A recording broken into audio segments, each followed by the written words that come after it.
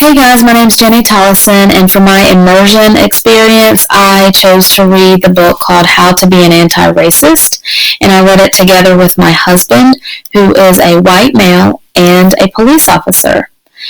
And the journey of reading the book was very emotional, as you can imagine. It was packed full of political discussion, what it means to be black, what it means to be white. I mean, lots of different topics. And I don't really want to get into all that. I do, however, want to describe how Mr. Kendi talks about what an anti-racist is versus a person who says they're not racist. And this is important because when I bought the book, I struggled a little bit with the title because I felt like I was going to be judged as someone who is racist and trying to learn how not to be just by buying the book. And the truth is, I don't know how to be an anti-racist, even though in theory I would consider myself an anti-racist, but definitely not to the fullest extent that Mr. Kendi describes, and that realization was very meaningful for me and for my husband. So he talks about the difference between being a racist, being not racist, and being an anti-racist. And obviously we know what being a racist is, but it's actually pretty similar to being not racist. But anyway, to set being not racist against being an anti-racist, a not racist person is someone who says, I'm not racist. I don't treat black people wrongly. I don't, hate white people or, whatever they would say that would be not racist. I have a black friend. I'm not racist. Whatever a person might would say. But being not racist doesn't mean you're against racism, and that's where anti-racism or anti-racist comes in. And so, in theory, I would have said before I read this book that I'm an anti-racist. I'm against racism.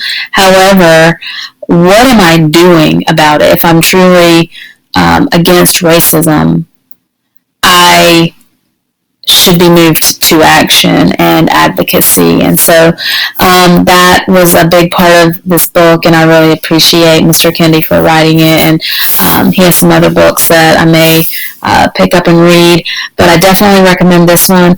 I will say that for my husband, it was very emotional. There were times when we had to stop reading for a while because the emotions got intense. And, for him as a police officer, he just feels hurt because he goes out of his way to treat people with respect. And, he's one of the good ones, if, I can say it that way. But he respects people and, is very compassionate.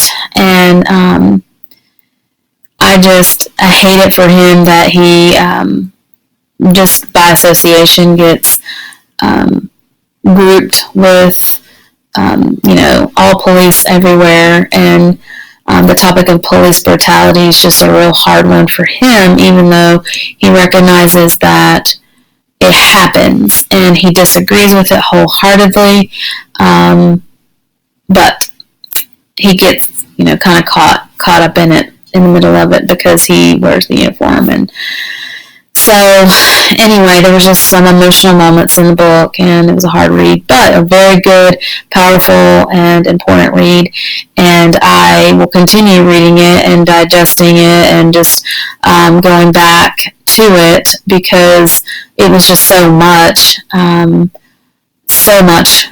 content in there to talk about and unpack. So anyway, it was a great experience. I recommend it, and I hope you guys will pick up the book.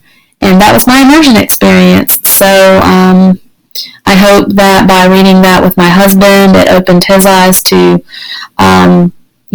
some things that he can do, and he's continuing to think about that. And but things that he can do and influence that he can have with fellow police officers and people he encounters in the public. So that's all I have. And thank you guys, and I will talk to you soon.